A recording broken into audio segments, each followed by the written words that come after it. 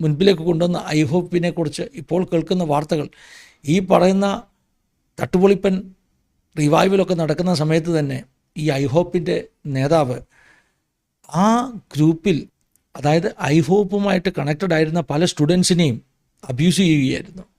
എന്നിട്ട് ഏറ്റവും സങ്കടകരമായ വാർത്ത, ഈ പെൺകുട്ടികളെ അബ്യൂസ് ചെയ്ത ശേഷം ഇദ്ദേഹത്തിൻ്റെ അടുക്കൽ സങ്കടം പറയാൻ ചെല്ലുമ്പോൾ, പാപം ചെയ്തുവെന്ന കുറ്റബോധത്തോട് ചെല്ലുമ്പോൾ ഇദ്ദേഹം എന്താ ചെയ്തതെന്നറിയാമോ? ഈ കുട്ടികളെ കൊണ്ട് 51-ാം സങ്കീർത്തനം വായിപ്പിക്കും. എന്നിട്ട് പറയും, ദാവീദെ അനുദപിച്ചതുപോലെ അങ്ങ് അനുദപിച്ചാൽ മതി. പാപം ചെയ്യാൻ കേട്ടോ, കുഴപ്പമില്ല, പാപം ചെയ്തിട്ട് ദാവീദ് അനുദപിച്ചതുപോലെ അങ്ങ് അനുദപിച്ചാൽ മതി. അപ്പോൾ നിങ്ങൾ ചിന്തിക്കും, എന്തിനാണ് ഈ ഫിനി പാസ്റ്റർ ഈ വെസ്റ്റേൺ പാസ്റ്റർമാരുടെ കാര്യമൊക്കെ നമ്മൾ മലയാളികളോട് പറയുന്നത്? അവരുടെ ജീവിതം കുത്തഴിഞ്ഞതാണ്. നമ്മളെപ്പോലെ വിശുദ്ധിയും വേർപാടുമൊന്നും അവർക്കില്ല എന്നായിരിക്കാം ഒരു പക്ഷേ നിങ്ങളിൽ ചിലരെങ്കിലും ഈ വീഡിയോ